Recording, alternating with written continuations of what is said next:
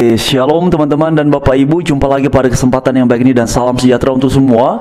Om Swastiastu, Namo Buddhaya, salam kebajikan dan sebagaimana yang ada di layar teman-teman dan Bapak Ibu sekalian. Di sini lagi ramai perihal satu spanduk yang bertuliskan seperti yang ada di layar teman-teman. Saya coba perbesar terlebih dahulu ya, supaya sama-sama kita bisa membacanya. Ini cukup ramai di media sosial. Di sini ada tulisan, jangan rusak kehidupan kami yang damai. Ya, jadi gagasannya jangan rusak kehidupan kami yang damai ini dengan rencana berdirinya gereja di lokasi ini. Seperti yang ada ya teman-teman.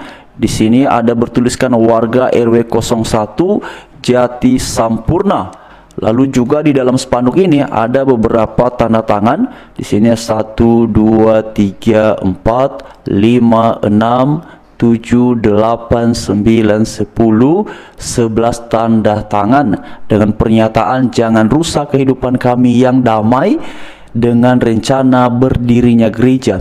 Jadi teman-teman sekalian, artinya bahwa kalau berdirinya gereja di situ berarti itu bisa merusak kehidupan mereka yang damai. Sebaliknya juga mereka bisa hidup damai kalau di situ tidak ada gereja. Kan makna dari ungkapan seperti tulisan ini demikian ya. Nah, oleh karena itu teman-teman sekalian, mari kita melihat beberapa reaksi dari pengguna media sosial perihal spanduk ini. Karena ini diposting ya pada beberapa waktu belakangan ya teman-teman, lebih tepatnya itu 9 Maret ya. Lalu kemudian di sini juga disertakan sebuah tulisan, apakah ini yang disebut toleransi dan kebebasan beribadah sesuai dengan kepercayaannya masing-masing? Nah teman-teman, bagaimana menurut kalian? Silahkan diuraikan mengenai hal seperti ini. Dan tentu ini sesuatu yang sangat memilukan, juga memprihatinkan. Mengapa? Karena ini bukan 1-2 kali terjadi, bahkan bukan belasan kali, tetapi sudah puluhan kali perihal intoleransi ini terjadi di bangsa kita di Indonesia. Kalau bukan di daerah A, terjadi di daerah B. Kalau bukan di daerah B, terjadi di daerah C. Dan begitu terus-menerus terjadi di bangsa kita di Indonesia ini. Ya, kepada siapa kita berharap agar hal ini tidak terjadi dan benar-benar stop?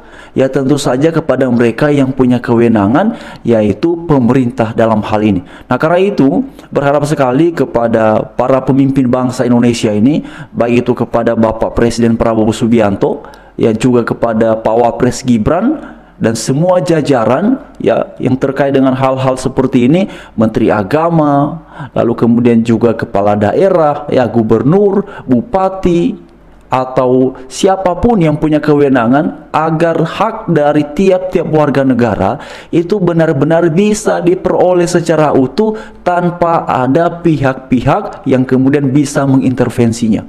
Nah teman-teman sekalian, ini saya pikir menarik ya pernyataan yang disebutkan di dalam tulisan ini. Apakah ini yang disebut toleransi dan kebebasan beribadah sesuai dengan kepercayaannya masing-masing? Begini teman-teman sekalian ya, Bapak Ibu semua, apakah kehidupan beribadah sesuai dengan kepercayaannya masing-masing itu dikala tidak boleh ada pemeluk agama lain yang ada di sekitar kita, ataukah bagaimana? Ya, apakah itu maksudnya? Tentu saja tidak teman-teman ya. Nah memang pernyataan seperti ini tentu sesuatu yang sangat memilukan sekali. Jangan rusak kehidupan kami yang damai ini dengan rencana berdirinya gereja. Seharusnya begini ya. Kalau kemudian kehidupan keagamaan di situ dengan pemeluknya sudah ada, ya silakan saja lanjutkan apa yang selama ini sudah dimulai, apa yang selama ini rutin dilaksanakan dalam hal mengamalkan nilai-nilai kehidupan beragama, nilai-nilai kehidupan beriman sesuai dengan yang dianut, sesuai dengan kepercayaan, sesuai dengan agama yang dipercaya, ya sesuai dengan agama yang dianut, ya silakan saja diteruskan. Kalau kemudian ada di antara warga di situ, di antara masyarakat di situ, di antara rakyat Indonesia yang ada di situ punya keyakinan yang berbeda, punya agama yang tidak sama, dan mereka dalam rangka mempergunakan haknya juga untuk memperoleh fasilitas untuk bisa beribadah, ya layaknya saudara-saudari juga yang melaksanakan kegiatan peribadatannya yang berbeda agama di situ. Ya apa sulitnya, apa susahnya, mereka pun juga diberikan hak, diberikan kebebasan untuk bisa mendirikan gereja ataupun tempat ibadah supaya mereka bisa beribadah.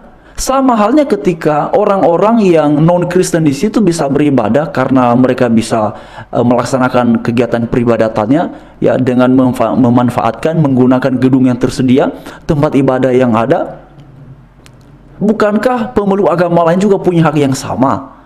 Nah, mengapa kemudian ketika pemeluk agama lain mau mendirikan tempat peribadatan ya untuk mereka juga bisa mengekspresikan kebebasan beragamanya, kok itu dianggap sebagai sesuatu jangan rusak ya kehidupan kami yang damai ini dengan rencana berdirinya gereja. Nah, teman-teman sekalian, mari kita melihat di sini ada beberapa komentar ya dari pengguna media sosial ya. Di sini teman-teman beragam sekali ya. Di sini teman-teman ya. Oke. Jadi ada yang menyebut ya kelompok-kelompok penganut agama tertentu, bahkan juga ada yang mengklaim diri sebagai pemeluk agama tertentu, dan kemudian mereka mengekspresikan bahwa mereka malu perihal seperti ini. Seperti yang ada di layar teman-teman sekalian.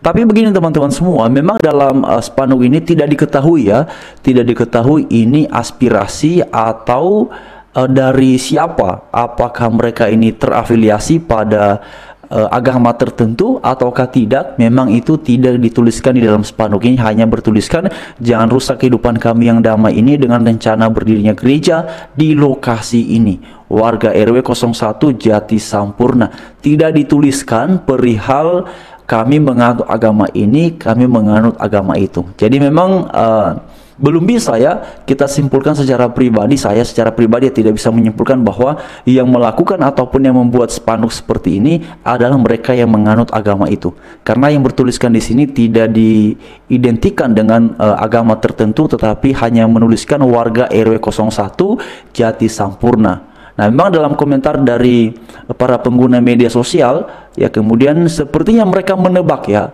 sepertinya mereka menebak kira-kira itu siapa yang melakukannya. Tapi bagaimana tanggapan teman-teman, silakan diuraikan di kolom komentar yang tersedia. Tetapi apapun itu, harapannya kepada para pemerintah ya, supaya mereka benar-benar memberikan perhatian perihal seperti ini. Karena begini teman-teman ya, pertanyaan sederhana dan paling mendasar itu, kapan hal seperti ini bisa selesai dan tidak lagi terjadi di bangsa kita Indonesia ini ya? Bukankah dalam program pemerintah katanya kita ini akan menghadapi bonus demografi pada tahun 2030-an, lalu kemudian juga kita diharapkan bisa menjadi negara maju pada tahun 2045.